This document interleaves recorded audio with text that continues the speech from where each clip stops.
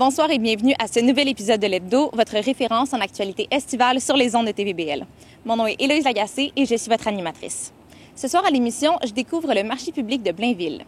Je m'entretiens ensuite avec Marie-Gervaise Pilon et Kim Paquette au sujet des récents développements du regroupement familial au Québec.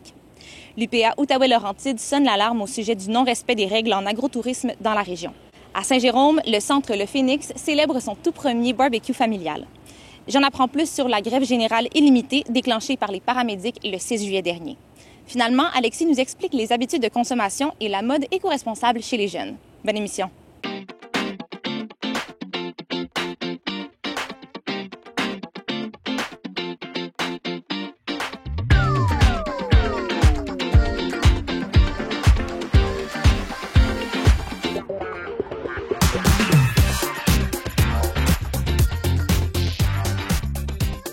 Tous les jeudis, et ce jusqu'au 11 septembre prochain, le marché public de Blainville propose une variété de produits provenant de marchands locaux. Allons y jeter un coup d'œil.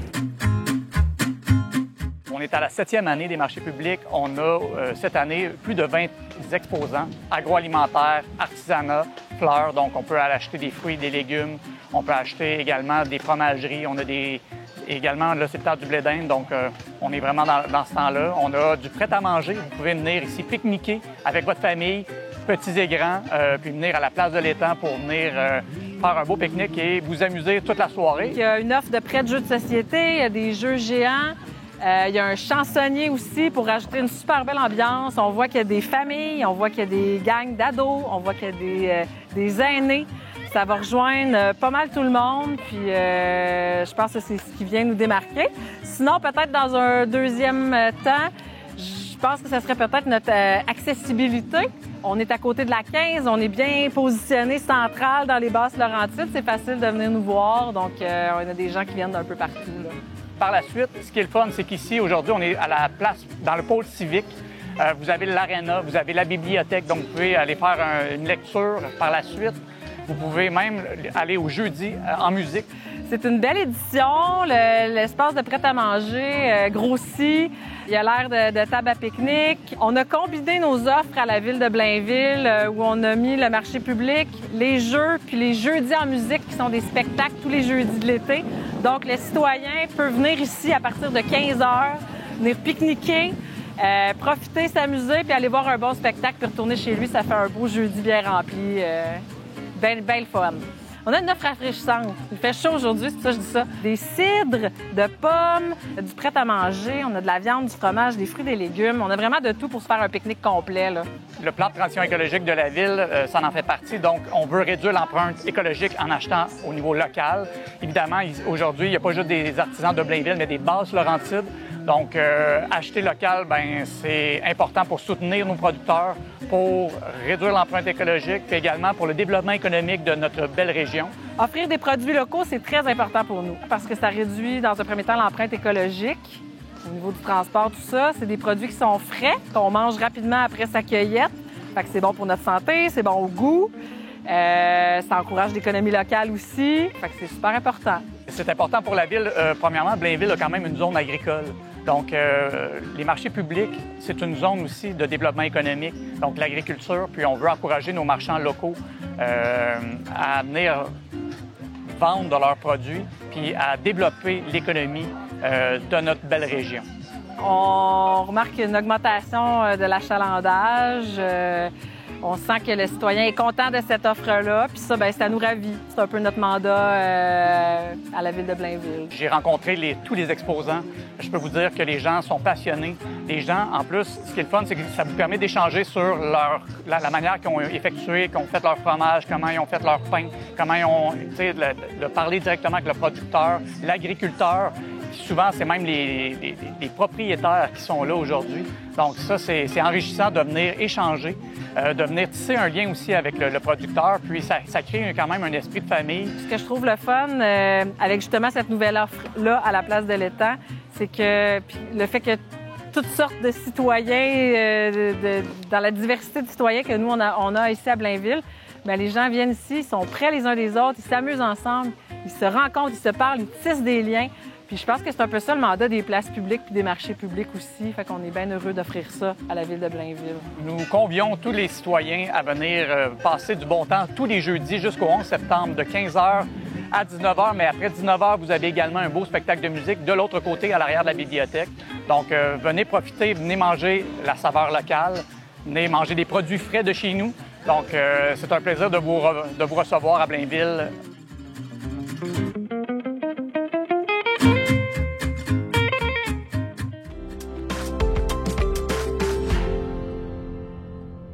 Le 9 juillet dernier, le ministère de l'Immigration, de la Francisation et de l'Intégration a annoncé sa décision de bloquer les remises de certificats de sélection du Québec, soit les CSQ, ayant atteint le nombre maximal de demandes de parrainage permises. Je me suis entretenue avec Marie-Gervaise Pilon pour en savoir plus sur cet enjeu. Alors, le regroupement familial, c'est un processus d'immigration qui permet à un Québécois, donc c'est un résident permanent ou un citoyen, mais quand les 2/3 sont des citoyens à peu près, de parrainer une personne qui est un membre immédiat de leur famille, donc un conjoint, un époux et les enfants qui sont dans le processus. Le CSQ est un document qu'on doit obtenir dans le processus. Mais sans le document, le processus ne peut plus continuer. Donc, une famille qui, au moment où on se parle, n'a pas obtenu son certificat de sélection du Québec, qui confirme la capacité du Québécois de soutenir financièrement les gens qu'il va accueillir, donc le conjoint et les enfants, ne peut pas continuer son processus. Donc, c'est pour ça qu'on parle de blocage. Mais à long terme, on parle de répercussions psychologiques, évidemment. Nous, on a fait une étude sur la santé mentale des gens. Puis, ils ont conclu que les gens souffraient de niveaux élevés à modérés d'anxiété et de dépression dans des proportions vraiment catastrophiques. Là, on parlait de 73% pour la dépression et 97% pour l'anxiété. Des gens qui avaient répondu, c'était à peu près 500 personnes qui avaient participé à l'étude. Donc, c'est très troublant. Et ça, c'était avant le blocage des CSQ. Donc, je peux pas projeter, mais ça va probablement être pire. On va se dire les vraies affaires, là. Il y a 25 000 couples en attente en ce moment. C'est pas 25 000 personnes de plus qui va faire une grosse pression, d'autant plus que c'est des gens qui sont en âge de travailler. La moyenne d'âge est autour de 35 ans. Souvent, c'est des personnes qui ont des formations utiles, des infirmiers, des infirmières, des professeurs. Des fois, c'est même des personnes avec des doctorats, des gens extrêmement instruits. Et des fois, c'est des gens qui ont pas ce niveau d'instruction-là, mais qui sont prêts à faire n'importe quoi pour aider. Donc, ils vont aller travailler en construction, ils vont devenir préposés aux bénéficiaires. C'est des gens dont on a besoin parce qu'ils sont prêts, soit ils arrivent déjà formés, soit ils sont prêts à faire tout pour contribuer au revenu de leur ménage. Alors, il y a plusieurs choses qui doivent être faites. La première, c'est que le gouvernement fédéral et le gouvernement provincial doivent se parler. Puis, ils doivent se parler d'une manière honnête, sincère et intéressée pour le bien-être des Québécois. Parce qu'on est des Québécois, mais on est aussi des Canadiens. Alors, le gouvernement du Canada a le devoir de faire en sorte qu'on soit traité avec la même équité que les autres Canadiens des autres provinces. Donc, ça, c'est une chose qui doit arriver. Il faut qu'il y ait une conversation honnête. Il faut aussi que le gouvernement fédéral fasse sa part en accédant aux demandes du gouvernement provincial de réduire l'entrée des temporaires. Kim Paquette, en processus de parrainage avec son mari sénégalais Ibrahim, est en attente depuis déjà 1 an. Je l'ai rencontré pour discuter de sa réalité.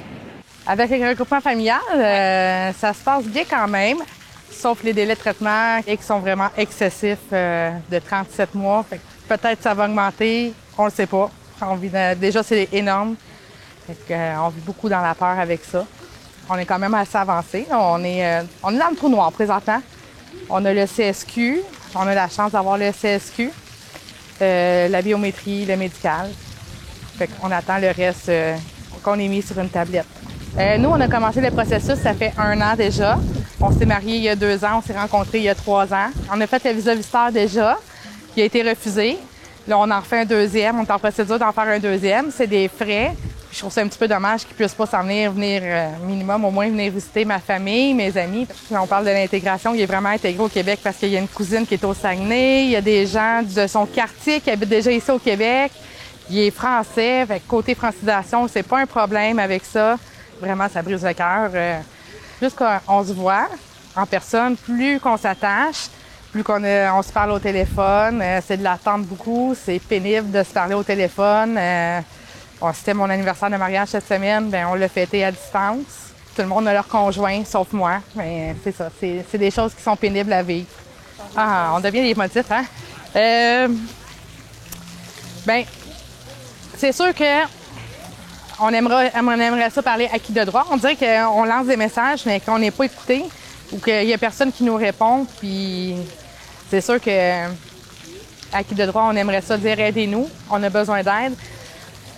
Ça devrait être un droit fondamental quand on est marié avec son mari, de dire que tu l'as près de toi. Puis c'est pas ce qui arrive présentement. Puis il me semble que ça fait partie aussi des choses humaines qu'on devrait avoir le droit. T'sais, la nourriture, être logé, l'amour, toutes ces choses-là. Puis présentement, ben mon amoureux, ben il est loin. Fait que physiquement, ben on vit pas cette proximité-là. Le regroupement familial sera au ralenti jusqu'au 26 juin 2026, date à laquelle les nouvelles demandes pourront être reçues. Le 18 juillet dernier, le syndicat de l'UPA Deux-Montagnes a sonné l'alarme au sujet du non-respect des règlements en matière d'agrotourisme dans la région. Le syndicat dénonçait en particulier les activités de promotion et de vente de spectacles dans un bâtiment agricole du vignoble du domaine Pelchat-le-Maître-Auger, qu'il considère comme un projet non conforme à la loi sur la protection du territoire agricole. Je me suis entretenue avec Martin Caron et Stéphane Allary pour en savoir plus. Quand on voit des activités permanentes, des spectacles à grand déploiement, des billets en vente libre, sans forfait de dégustation, sans visite de l'exploitation agricole, sans mise en valeur réelle d'un produit agricole, et qu'on continue de dire que c'est de l'agrotourisme, eh bien non, ce n'en est pas.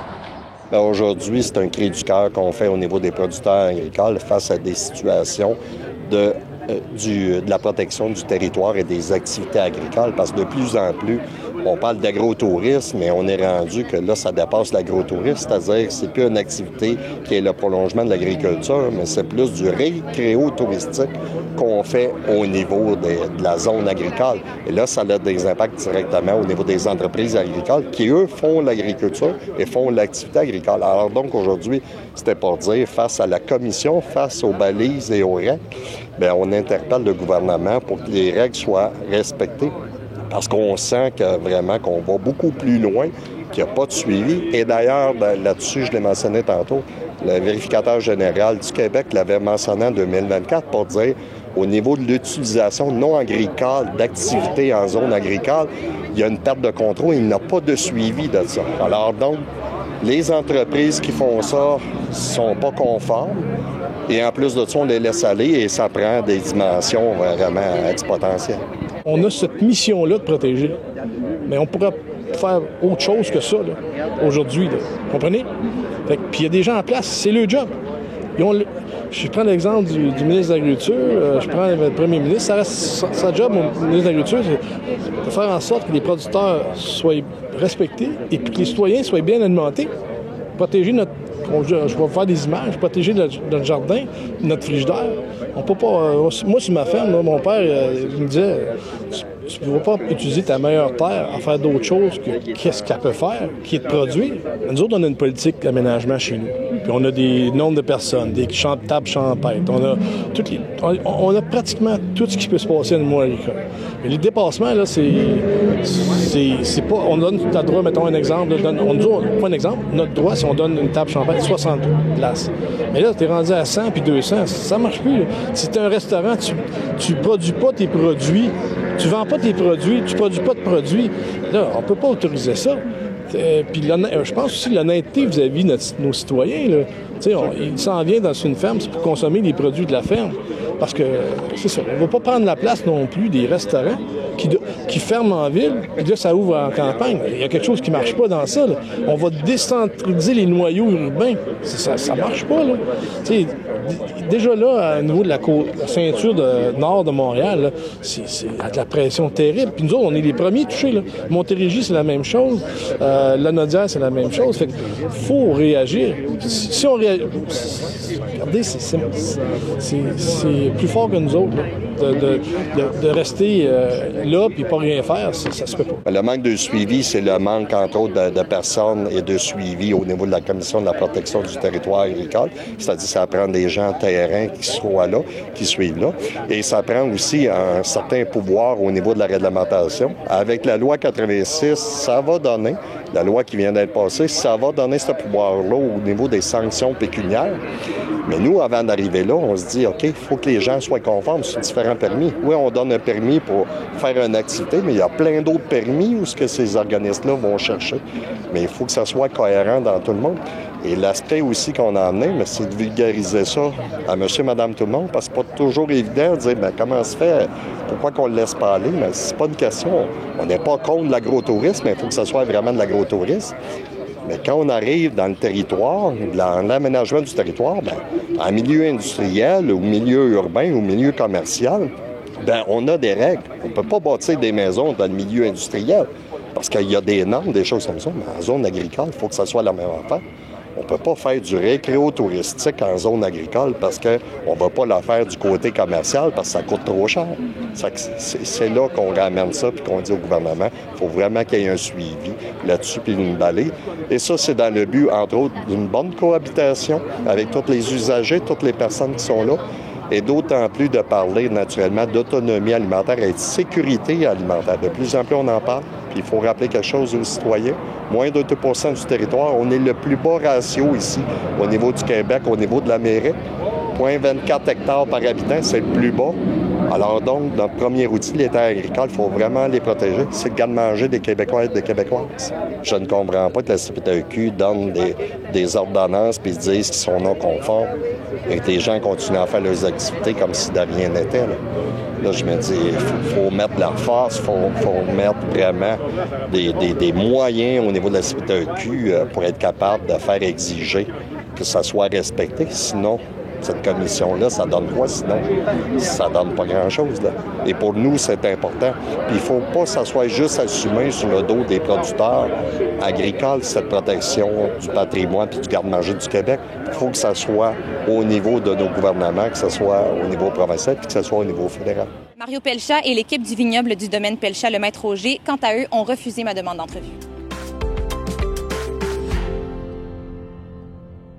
Alexis, de quoi tu nous parles cette semaine? J'ai décidé de vous parler de la mode éco-responsable qui touche principalement les jeunes, donc les alternatives à la mode rapide des grosses compagnies qu'on connaît aujourd'hui de mode, notamment les friperies qui proposent des vêtements à un coût faible écologiquement parlant, mais aussi économiquement.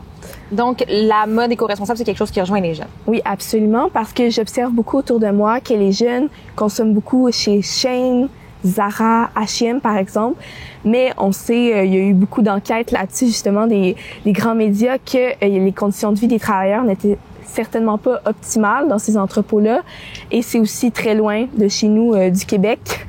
Je pense à la Chine, au Japon, peu importe, les conditions ne sont pas optimales. Il y a beaucoup de transports, beaucoup de déplacements pour les amener ici. Donc, c'est vraiment pas optimal écologiquement parlant. Mais c'est sûr que ça propose des vêtements à faible coût par rapport aux compagnies qui sont plus québécoises ou qui viennent plus proches et qui ont des meilleures conditions.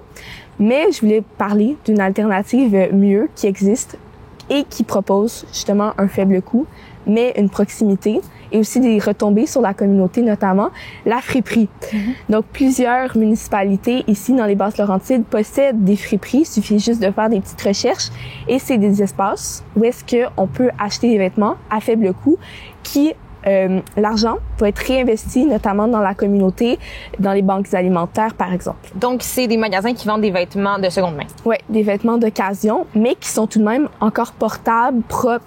Et je pense que c'est quelque chose qui freinait l'utilisation des friperies avant. On pensait que les friperies, c'était des vêtements pas nécessairement propres, usagés, un peu abîmés, mais il existe des friperies qui proposent des vêtements encore en très bon état, encore à faible coût. Et est-ce que tu remarques que la jeunesse a tendance à aller vers cette option-là? C'est une belle alternative pour les jeunes et je constate vraiment que les jeunes commencent vraiment à aller dans les friperies et il y a de plus en plus de friperies, donc je pense que il y a un bel engouement pour ça et les jeunes emboîtent le pas également. Et tu mentionnes justement le fait que c'est une décision qui peut être avantageuse au niveau financier, mais aussi au niveau écologique, justement. Tu as l'impression que c'est quoi qui motive le plus les jeunes à aller vers la friperie que la mode rapide, en fait? Bien, je pense que ceux qui ont une pensée écologique, ils vont être attirés par ça, mais c'est sûr que le facteur économique va venir renforcer tout ça. Mais il y a aussi des gens qui pensent pas nécessairement écologie et plus faible coût économie dans leur poche. Donc, je pense que c'est bon pour la planète, mais aussi bon pour le portefeuille. Donc, c'est vraiment une belle façon de s'habiller. et de magasiner. Donc oui, je pense que ça peut quand même être amusant d'aller dans une friperie, magasiner, se trouver des vêtements. Et je pense vraiment qu'il y a comme l'art de dénicher la pièce parfaite parce que dans une friperie, il n'y a pas nécessairement ce qu'on cherche. Donc des fois, il faut faire le tour de plusieurs friperies pour trouver la pièce de vêtement qu'on veut. Et c'est aussi que, par exemple, par rapport aux grandes marques comme Shein, où est-ce qu'il y a des milliers de vêtements qu'on te propose chaque jour et qui se réinventent souvent, la friperie tant qu'à elle, c'est des vêtements qui arrivent et tu fais un choix parmi ce qu'il y a. T'as pas 1 milliard de possibilités. Donc, on pourrait aussi trouver des pièces qui peuvent nous surprendre. Donc, c'est vraiment intéressant, je trouve. Et selon toi, c'est quoi les meilleurs endroits pour aller magasiner en friperie dans les Basses-Laurentides? Oh, dans les Basses-Laurentides, je connais pas trop toutes les villes, mais dans la région de Prévost, donc où est-ce que nous sommes actuellement, il y a la maison d'entraide de Prévost, qui est dans le fond un centre qui aide des banques alimentaires, mais qui propose aussi un service de friperie et tout l'argent est bien sûr réinvesti dans l'organisme. Il y a quelques endroits comme ça, justement, qui sont un peu partout sur le territoire des Basses-Laurentides. Donc, ça permet de redonner à la communauté en tant que telle. Oui, absolument. Ici. Je pense que l'objectif principal des friperies au début, j'ai lu beaucoup d'articles là-dessus, c'était pour habiller les plus démunis. Mais là, je pense que la friperie, c'est vraiment en train de prendre de l'ampleur à n'importe quelle tranche d'âge, à n'importe quelle personne dans la société. Donc, n'importe qui peut être attiré par les friperies. C'est vraiment une belle façon de s'habiller, selon moi. Ah, très intéressant. Merci beaucoup, Alexis. Et on se revoit la semaine prochaine. Merci beaucoup. À la semaine prochaine. Le 19 juillet dernier avait lieu la toute première édition du barbecue familial du centre Le Phénix à la vieille gare de Saint-Jérôme. TVBL était sur place pour l'occasion. Aujourd'hui, c'est le premier barbecue familial que le Centre Le Phénix organise. Nous, le Centre Le Phénix, on œuvre auprès des gens en situation d'itinérance, particulièrement l'hébergement de femmes et des enfants. Et on est là pour se faire connaître, faire une activité de rayonnement. On en fait d'ailleurs de plus en plus. C'est Kayla qui est en charge de ces activités-là. Moi, je m'occupe un peu plus de l'événementiel. C'est vraiment un rayonnement pour attirer des nouveaux membres. Présentement, on fait beaucoup de présence au niveau des IGA. On a des tables aussi. On présente nos services, on annonce nos activités. On est beaucoup présent dans les kiosques, des tables aussi de concertation avec les partenaires. Fait que, on essaie d'ouvrir un peu plus nos horizons. On a plusieurs services. Le Centre Le Phénix, au niveau de l'hébergement, on a 16 places pour les femmes avec ou sans enfants. Présentement, notre liste d'attente est quand même assez longue. Nos places sont tous prises aussi. Fait que c'est du 0 à 3 mois. À ce niveau-là, on travaille aussi tout ce qui est budget, tout ce qui est au niveau du travail, tout ce qui est au niveau de l'autonomie. Par la suite aussi, on a comme une deuxième étape, on a les logements transitoires. Ce moment-là, c'est du 0 à 1 an pour le moment. Fait que les femmes qui ont un petit peu plus d'autonomie, qui sont prêtes à retourner un peu dans un logement, ils font une demande. Par la suite, est analysée par le comité, puis ils ont accès à un logement transitoire. On a aussi le niveau SRA, fait que la stabilité résidentielle avec accompagnement. C'est des intervenants qui sont sur un peu plus terrain, qui vont visiter les personnes à domicile, voir s'il manque de l'aide alimentaire, s'ils ont des enjeux au niveau du logement, tout ce qui est création de liens aussi avec les propriétaires. Fait que on a plusieurs intervenants sur le terrain pour ça. Ce qui identifie davantage de Phénix, c'est que oui, on les prend pour un gîte, pour de la nourriture, pour les besoins de base, mais ça va beaucoup plus loin avec des interventions et l'évaluation des besoins que les dames ont pour se réaffilier à la vie. C'est vraiment là, toute une équipe là, derrière le centre qui œuvre jour après jour. Les listes d'attente s'allongent et on se doit de justement se faire connaître comme aujourd'hui, faire des activités de rayonnement, qu'il y ait de plus en plus de membres et qu'on soit plus solidaire à la cause. C'est ça le mandat, disons, de cette année. On a mis d'ailleurs un calendrier d'activités en place. Aujourd'hui, on a un barbecue. Le 27 août, on a un tournoi de golf. On a fait le bal de l'espoir le 30 mai. Toutes des belles activités qui vont nous faire rayonner, mais qui vont nous emmener de la notoriété via les médias, mais aussi des sous qui sont très importants. On sollicite aussi depuis janvier les fondations. Fait que ça, c'est un travail là, qui se met en branle vraiment puis qui se structure là, au fil des mois. Fait que beaucoup d'ouvrages, mais on gère ça bien parce qu'on est une belle équipe proactive. Oui, il y a des gens en attente, on fait le mieux, mais s'il y a quelqu'un qui est en urgence, il est traité en urgence. On laisse pas des gens là, dans la grande difficulté. Tout ce qui est niveau monétaire. Se louer un logement, présentement, c'est pas abordable. Fait qu'il y a beaucoup de difficultés. T'sais, en ce moment, c'est pas seulement les personnes en itinérance chronique, mais on a des mères avec enfants, on en a beaucoup présentement au centre.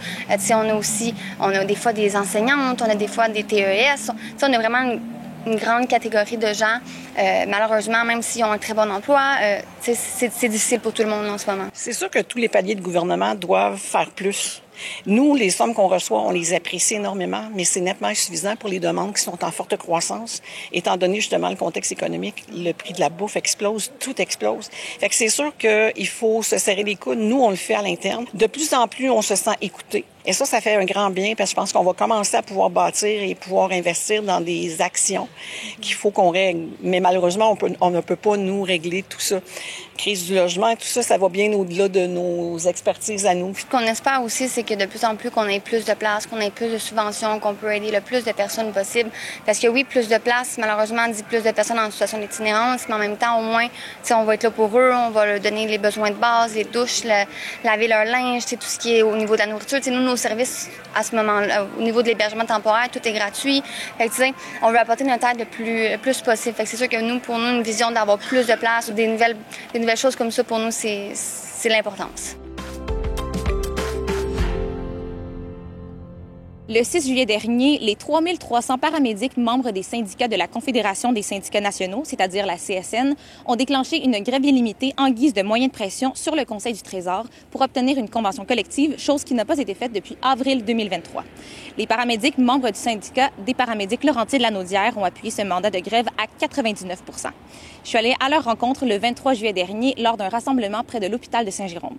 On est ici aujourd'hui là, pour juste un événement de visibilité. On veut montrer aux gens où est-ce qu'on en est dans nos négociations. On n'a pas de contrat de travail depuis maintenant quasiment 2 ans et demi.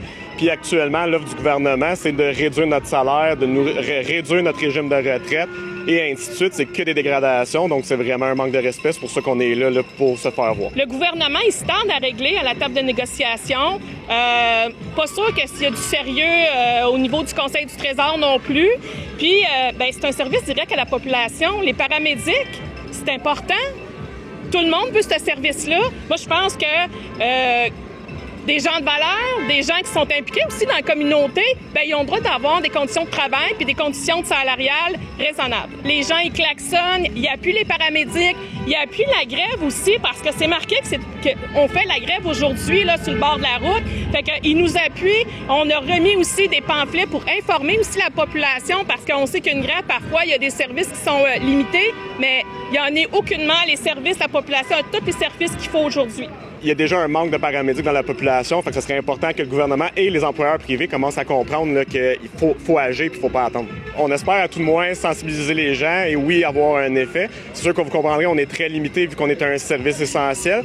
Puis moindrement qu'on déroge, on vit quasiment même l'intimidation de nos employeurs privés. Donc c'est ça. On est très limité, on fait ce qu'on peut avec ce qu'on a, mais on espère qu'on va se faire entendre. De façon concrète, non. Il y a toujours des dates actuellement, des journées de négociation au niveau du national pour tout ce qui est le volet monétaire.